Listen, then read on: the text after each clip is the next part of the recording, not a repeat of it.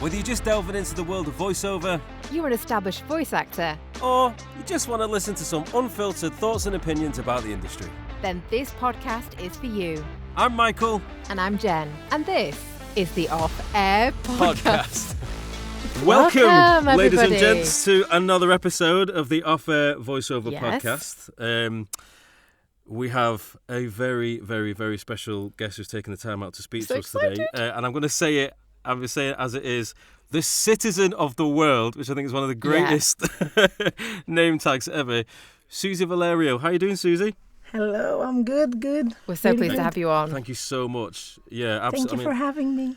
There's so much fantastic information and influence through your career that I think so many people can really sort of learn from, and obviously it gives us an opportunity to get a little bit better as well. And we're going to steal everything. We're just going to learn.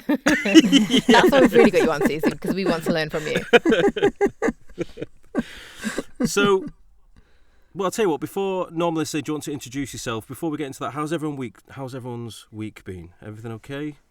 Oh, good. Yeah. Now that the roadworks seemed to have quietened down, I can breathe. Susie and I were just talking. It's the bane of a voiceover's life. Like, you can feel it, like the panic attack coming on. Can't you? You see them getting out these orange cones. It's really odd. So I moved house, same street last year because my landlord sold. So I moved, and I knew it was going to be only for like a year or so because this guy wants to sell as well. But on the same street, on the other side, now it's super noisy. Like my old house, I lived there for 11 years. You couldn't hear anything. Now it's like, it's the same street. I don't really, because I think it's the gardens, the way they back to the other side of the street. It's just like, so I'm in constant fear when I have like directed sessions going like, is the neighbor going to behave? Are the dogs okay? Are the kids, that's... Oh, that is stressful. I live in the countryside, and obviously because the weather's gone really nice now, everyone's obsessed with lawn mowing. Obsessed.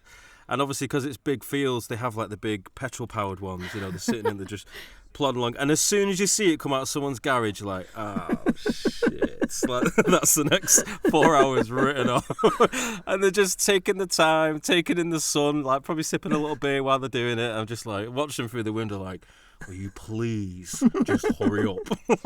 Oh, it is so stressful. My week's been pretty good. Today's been a bit of a roller coaster. So I had a really fun session for Global. That was really nice. And an ad for a new women's festival that's being an international women's festival, which I'm really nice to support, something that I care about. So that's good. And then found out that I'd lost a job, which is the first time it's happened to me. And they, I was doing a job and they had used someone previously and basically they wanted them and I wasn't them.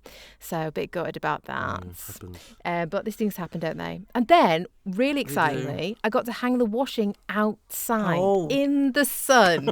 So I have peaked. Life goals. I actually did an advert for Sky Bet, but it wasn't a betting advert. It was to do with the British Heart Foundation.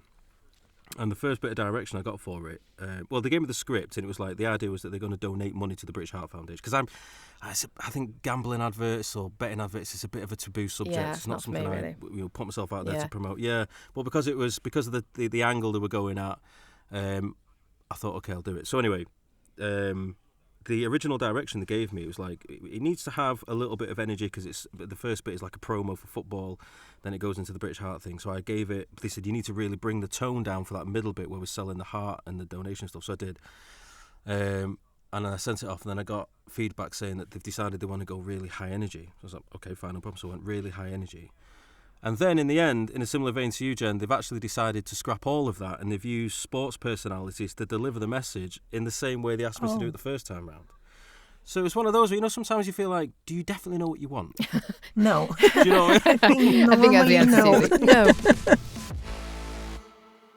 Do you want to just give like a little bit of an introduction in your own words as to sort of yourself, your career, and what you're about? Yeah.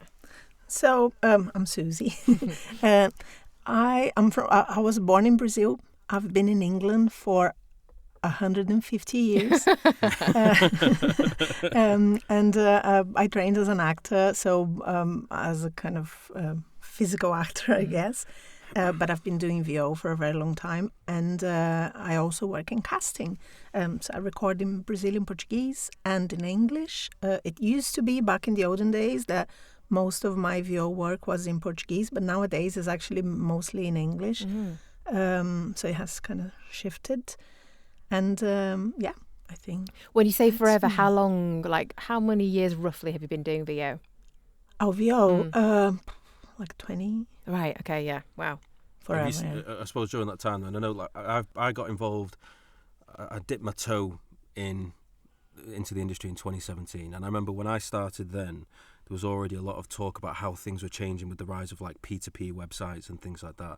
So going back even further, so you must have seen major changes to where we are now. So to begin with, it was just one. So I finished uni. Then I used to do a lot of workshops at the Actors Centre in London, and then I just would do literally all workshops, any workshops going. And then I saw one on voiceovers, and I thought, well, actually, I've got an accent. That's not for me, but I'll go along anyway. Because I've always liked equipment and stuff. So I thought, I'll just go and learn. And then I went, and then as I started talking to the guy, I was like, you have to do a demo, because out of this room, you are the person that probably will work the most, because you've got another language. And I'm like, I didn't really think that there would be any use in London for a second language. Native language or an accent or anything. I just thought, I'm never going to get any work, but I believed him.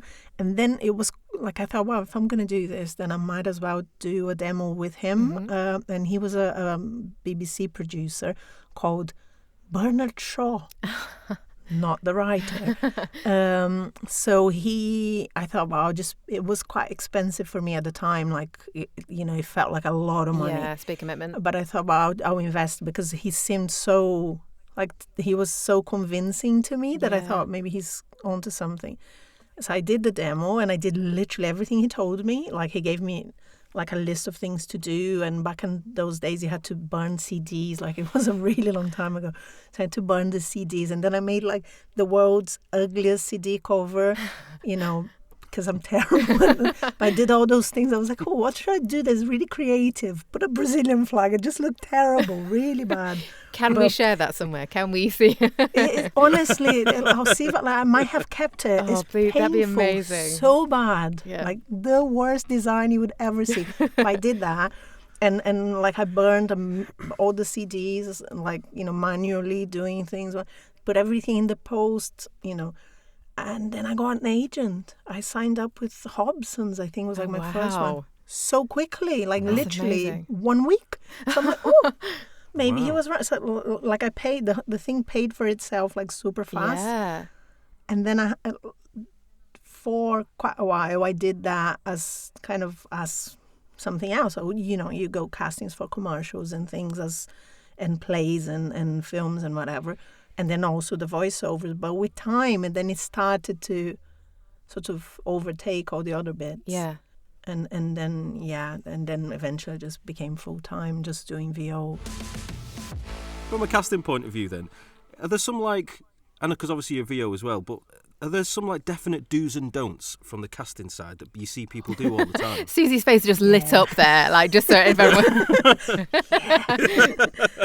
Yeah, I mean, it's a tricky one, because I think that, there's like that, I'm sure literally every single person that works in casting or production will start with the same, that is, make sure you name your files correctly. Right.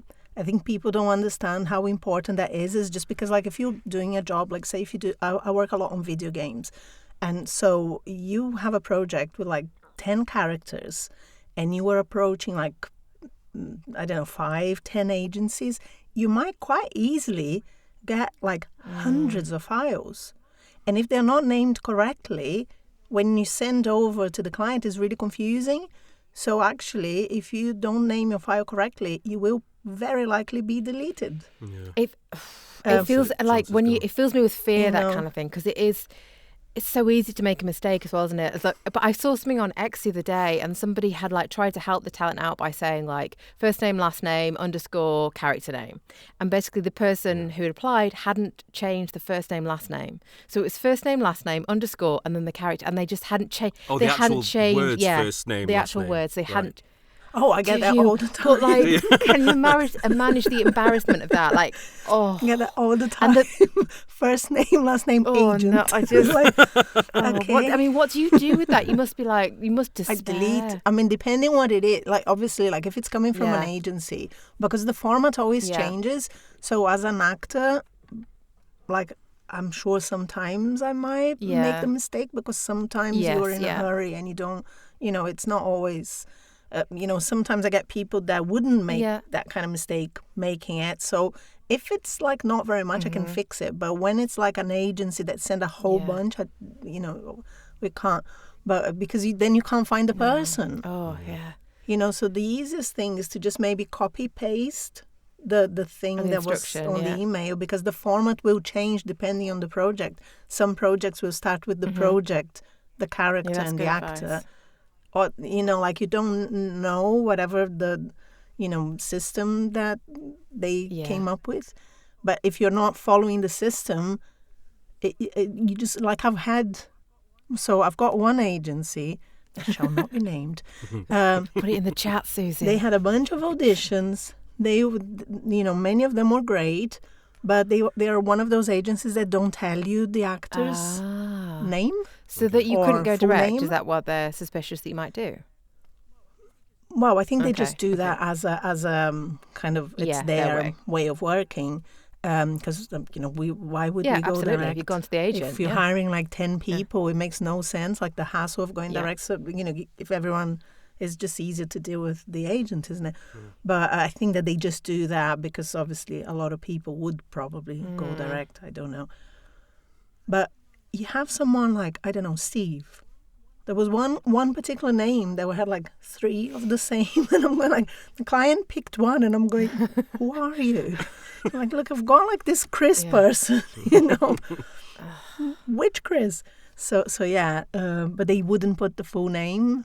So yeah, now when it's a very big casting, we now, I personally, because I kind of send stuff out to agencies with that particular agency, I sometimes kind of feel a little bit reluctant, because if I'm going to be sending out for 10 characters, the chances that the names are going to be double. But that's, I mean, the thought of an agent then missing out on that work and those actors not getting access to that because the agent won't adapt. It happens that's all awful, the time, isn't it? In different ways, not always. Like this agent, they're really good actually. This agent. So I called, I emailed, and I said, there's 3 people with the same name and stuff. So that was fine. It worked out all right. And, we had good communication. Otherwise, it's just their system. But some agencies, man, honestly, like they don't really help their talent, because like they'll send folders that are super unorganized. They won't send the NDAs, or they won't name things correctly, or the NDA will be like, because you go like, I'll make sure everything is filled in. It won't be all filled, like things like that. Some agencies are a bit like that. Maybe they put junior people looking after, sending things out. Maybe, I don't but know. you think there should be some kind of standard, expectation. Yeah, but I think that but what happens is that if that happens once or twice, then you just don't contact them again. Oh my goodness, that's not good.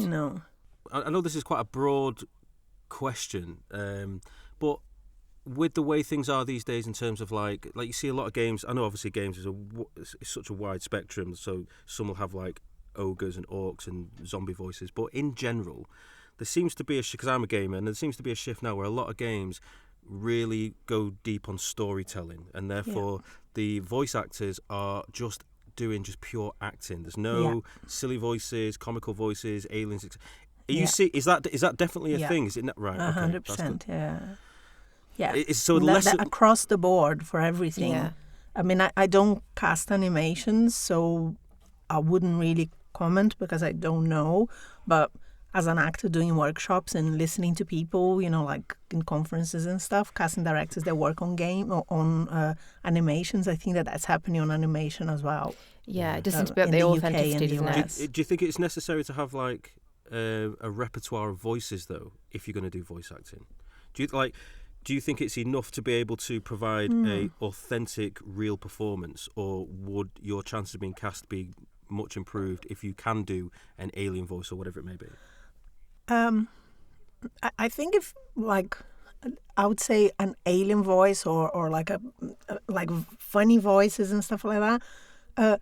It's a thing that will never go away in certain ways, because like people that can do those things naturally, that can be super useful if you're doing like a game that you can play lots of secondary characters and stuff like that. So you're playing the main character, but then you can be used in the game as someone else with a different accent or whatever. But if it's not something that comes naturally, because I can, from the top of my head, like I know like 4 or 5 people that come to my head straight away that are just people that do voices, as in like as people.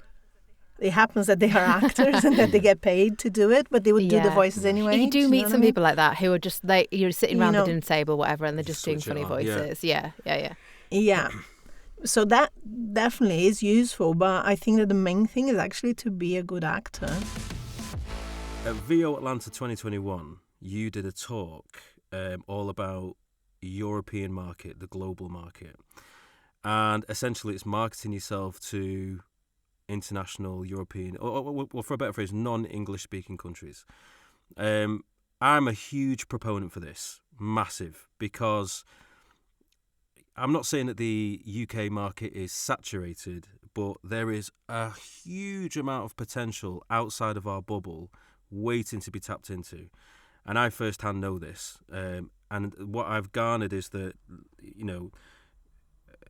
pretty much every non-English speaking country will need an English speaking voiceover to create some sort of dubbing or translation, whatever it may be. And you only need to sort of think about, okay, so if I'm going to start attacking Germany, for example, what city do you want to start with? And even I wouldn't phrase it as attacking Germany. I think that was a poor turn of phrase. International relations. Yeah, we live in ruined. dangerous times. I go. Okay. With our mics in hand. Oh God. And the day's just about to get started. There we go. Try again. Okay, approach. If you approach Germany, you approach, and then it's like, then you think about a city in Germany or Spain, and then it's only then when you sort of think, hang on, like it just gives you an idea of the vastness of opportunities out there. Yeah. So I've started looking at France, and yeah, I just think, like I said, I'm not saying the English market is saturated. There is still work there, of course there is.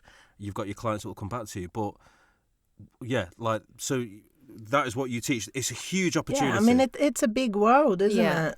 I mean, I think that, potentially every country, like with English particularly, they will always need, if you're a company, medium-sized company, you will probably do something in your language and in English as well. Right. The only thing with that is that obviously you kind of then need to, I think that's one thing that it's a common mistake in my view, that people make, is that they go like, oh, I'm working for India, it's, like I'm charging less. It's like, well, no, because it's your rate is your rate. So I, for example, for Brazilian Portuguese, I get that all the time. Like, I get contact from Brazil. I don't work for Brazil very much. They pay very badly. Right. So I don't. But when I do get approached, and I already go in with like, guys, maybe you give me your budget, because if I give you my rate, you're going to run screaming. And then I respect that, definitely. Straight away, because otherwise you kind of get trapped in this kind of negotiation that is not so, then I can see the budget, and if it's like, no, I can't, like, I can't work for that. then they know straight away. So I think that that's the main thing when you're working with companies abroad, is make sure that you have whatever you think is your fair rate. And if the country is a country with a lower currency, that's not your problem. Yeah. I do feel like I have a lot of those conversations though with people in the UK even, and it's like, you tell me your budget, and they're like, well, you tell me your price. I'm like, well, you tell me your budget, and then it kind of goes back and forwards. But I think absolutely right, know what your rate is. Yeah, but I think it's easier when it's a different country though, because then you so I have, which I haven't even looked at for ages, but I did do that a while ago, and I think it helps because. So I've done like a rate card. Oh, have you? Right. Just for my own kind of... Oh, so you just, for you've done a rate card. You don't share that on your website or anything? I used to before, back in the olden days when I was a little bit more proactive, contacting a whole bunch of... But yeah, I kind of, it's more like for your own, so I did one in pounds, one in euros, and one in dollars. And they had sort of... based on like GVAA rate cards and, our rates here in the UK and the German rates that they have set by their union and stuff. And they're kind of guidelines for me that is like, well, okay, this is what I'm kind of aiming at, or this is the low, you can do it either. So I had like the what I'm aiming at and the lowest I could say yes to. And then that makes it easier because if someone offers me something that is not on that, I just say no. And it makes no difference to me if they're calling me from Argentina. Like if they, it makes no difference because they're still going to use that globally with the English. Makes no difference at all because English is not their language. So obviously they will be using the English worldwide or in England or they're not attracting Argentinians. Of course, yeah, really good point. But I would say that I started off looking for agents in other countries. Oh, okay. That's what I was going to ask you. That was my next question. Thinking about that talk that you did, what was the general sort of advice as to how to approach going to European markets? Like I know you're saying about you having quite a few agents. I think what you were saying is the perfect way. Kind of tackling, a region. So not so attacking, going like tackling. Tackling. Tackling. Just put that clear. We're not advocating attacking. Tackling. That's the difference. No, enough of that already. Oh God, yeah. No, but I think that go by region or by because also once you start, it kind of is a bit of a rabbit hole kind of thing, Absolutely. isn't it? Yeah. So you get into... I get massively overwhelmed. Yeah, but then you start, like say, I don't know, like get I don't know, any random place like Madrid or whatever, pick your country and then a city in that country, and then you start looking at production companies, and then you find a few because some countries don't work with agencies in the same way that we work here. So you kind of start Googling, and then from that, it becomes a little bit addictive, I think, when you do it regularly. I think there's a bit of a thing at the moment where some companies are jumping on the AI bandwagon to shorten their workflow, but actually, and I've said this in the past about AI. I think. Taking the AI voice, well, I suppose you can probably even include AI voices into the equation, but I think the AI workflow, I think it's come out of nowhere so rapidly, and I think, like, take translation as an example. Some companies, we can translate your work, and they just stick it in ChatGPT, and what's coming out is nonsense, and actually it's creating more work for people on the other end because it's not right. And I have a funny feeling that this might go full circle, and Shiraz came up with a good analogy a while ago. She went, I think it'd be like 3D TVs. They came out, everyone's, it's fantastic. And after a couple of years, I was like, you know what, they're actually pretty shit. Terrible. Do you know what I mean? And now nobody wants a 3D TV. Everyone's gone back to because what we had before worked. And I think AI it's obviously going to be here to stay, but I think in some ways, certain aspects of AI might go full circle, where some people are going to be like AI voices, they're so soulless. There's no... There's certain things that AI voices just I don't think will ever be able to replicate. Yes, they'll improve over time, but there's certain things, like you do meditation, don't you, Susie? I do, and storytelling. Yeah. AI will never be able to fully get that emotion across. You know what I mean? So it's too flat. And I think what'll happen is you'll find some companies will start using maybe AI voices in their branding, whatever it may be. And I think after a while, I think consumers, as a consumer myself, and this isn't me being biased because I do voiceover, but I get sick of listening to an AI voice, and I think it'll get so rammed down people's throats that it'll go full circle, and I have a feeling that some things will backfire. I mean, I think with commercials, like I do a fair bit of commercials, and like if you're in a session, it's a 30-second spot, yeah, and sometimes you spend an hour working on a 30-second spot because there are loads of people on the call. Yeah. They make changes in the script. Different people want different things, and they just want like the product said in a different, a whole bunch of different ways or whatever. I just don't see how on something that has the budget, like bigger brands or whatever, you're not saving any money, because actually on that hour you have everyone in the same room or in the same space, as in like virtually, discussing the project, and then you have the actor doing hopefully what you kind of doing what you have in your head. I don't think that you can do that with AI as well. Well, it's like, if they, if you're in a studio, maybe I'm being super naive. No, I agree. I think because if you're in a studio session, how often do they go, it was like that? Can you just try dropping the inflection here or change the? You can't exactly. Can't do that with AI. Yeah. It's like, well, I can type it again and press enter and see what happens. It's like that's all you're getting. It just takes longer. Yeah, in a way. My concern with AI, I mean, they've got many concerns, but you get used to it. Oh, I think 100%. Yeah. So, like, if you listen to TikTok now, it doesn't jar quite in the same way as it used to. Because I'm like, well, I hear it all the time. Yeah. And I think, especially for younger generations, that's what they get used to hearing. Right. Well, you have touched on a very good point there. Because whilst I double down on my opinion that certain elements of AI, I think people will get fed up of, and certain things will revert back because the human approach, the human element, just works better and it resonates more. The flip side to that is, I agree, Jen. I think this generation growing up now, they don't really know any different. They've been so brought into content, AI-driven, AI voices, that they won't really see. I'm not so sure if they'll notice. I mean, I don't know. Like, so with my son, but then it's different again because he used to do VO when he was little, and he knows loads of voice actors. So maybe not the typical 15-year-old.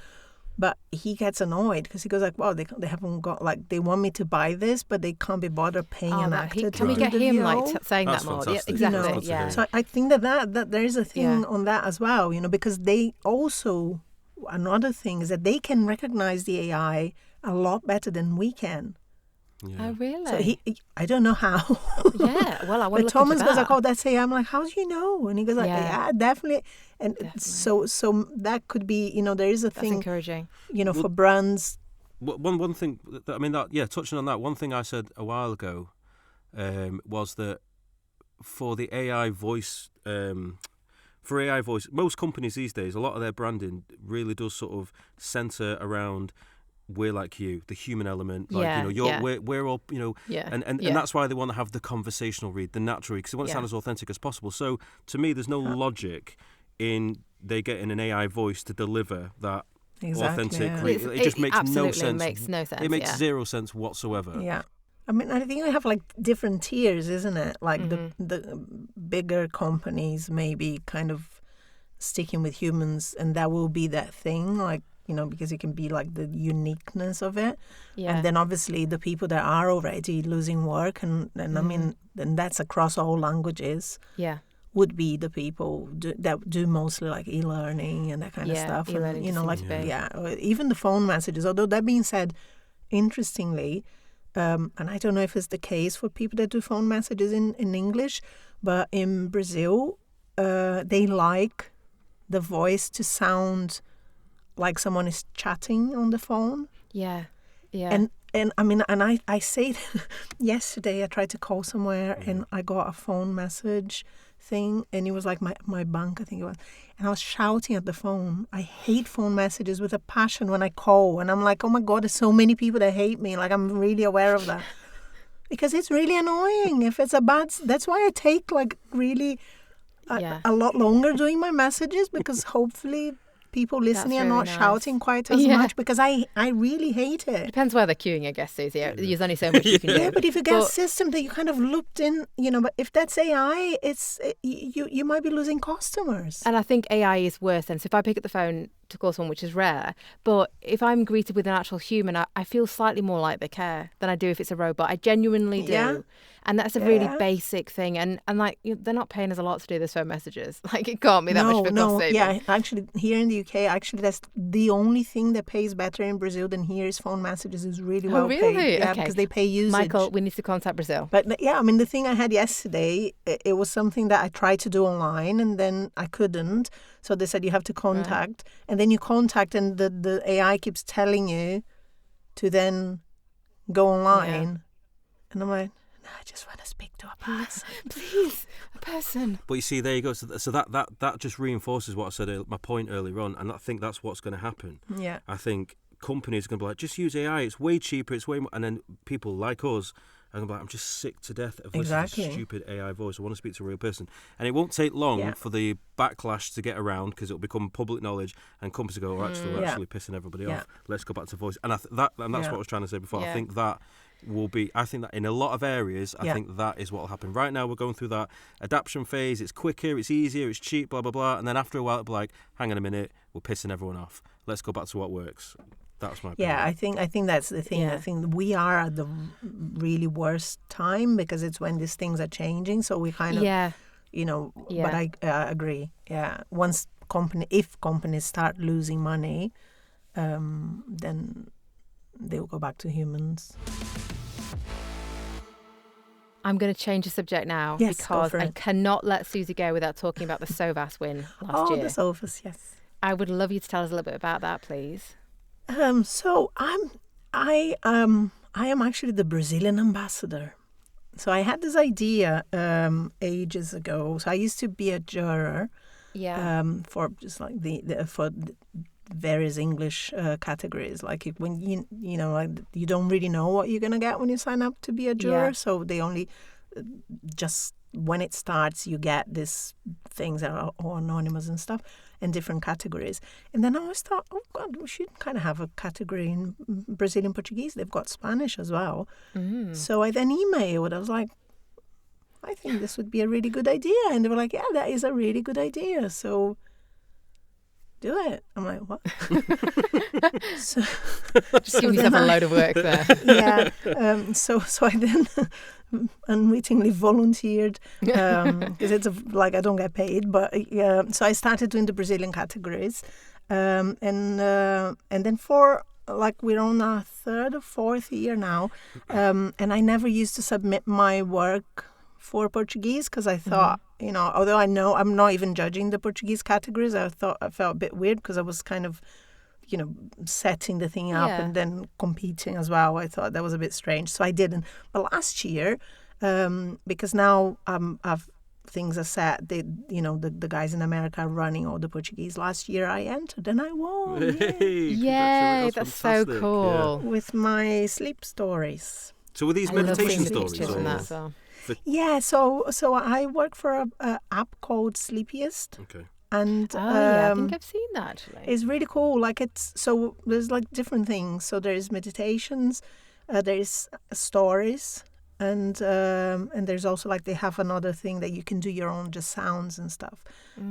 So the one I won with is a story. So it's a short, about an hour, 40 minutes stories.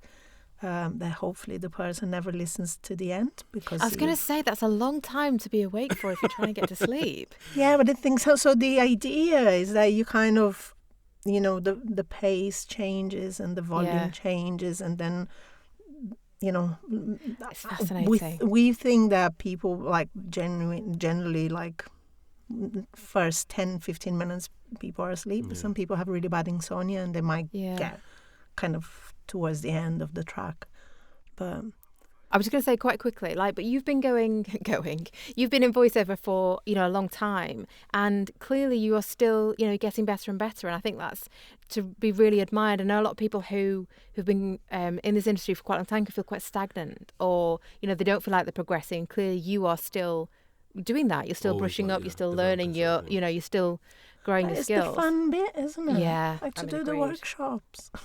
Yeah. Well, I just enjoy kind of, workshops and workouts. And you go to this one thing that people always ask about, you go to a conference, are you going to get any work? Probably not.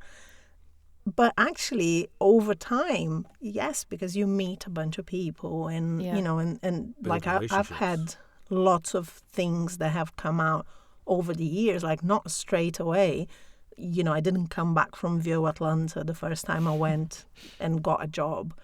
But over the years, I've had multiple jobs from people that I met in places like that, and often from actors. Yeah.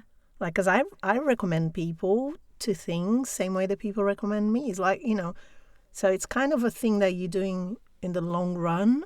Yeah, it can be a bit short-sighted just to say, oh, and have you gained work from it? You're like, well, Yeah, give no, me- but it's like people always ask that, and they go like, oh, I went and I didn't get anything. It's like, but did you make any friends? Like, really, Yeah. is the only thing you Yeah, definitely. So before we wrap up, there is one other thing that you are doing. You're one of the speakers at Comic-Con next month at the XL in London. I am, yes, I am. Wowee. With cool. someone that I met at VO Atlanta. See, there you go. There you There's go. the link. Yeah. There you go. A friend I made in VO Atlanta 10 years ago, or however long it was. And now you're going to be on cool. stage at the London XL doing a talk about... So what, it's about voice acting in video games? Yeah. Wowee. Susie's face right now is priceless. Like, she doesn't like, really know what's happening. No idea. Sat there with a whole bunch of very famous people. I'm just going to be like, hi. Yeah. But honestly, it's been a joy getting to know you, and obviously I'm certainly looking forward to seeing how your XL thing goes. And yeah, if you do want to jump on and do a part 2 one day, then you'd be more than welcome. 100%. Count me in, guys. I had a great yeah. time. Excellent. Thank you very much. Go on, Jen. You gonna do it? Yeah, you go. Michael and I are so rubbish at these bits. If you've enjoyed the podcast, please like and subscribe and share. We'd really appreciate it. All the things. And join us next week for another episode Of the off-air voiceover podcast. There we go. We almost did Get in it. there. Thank you, Susie. Oh, thank you. I had a great time. Thanks, Susie. Thanks so much. See you next week. Take care, folks. Have a fantastic rest of your week, and we will see you on the next Bye. one. Cheers, folks.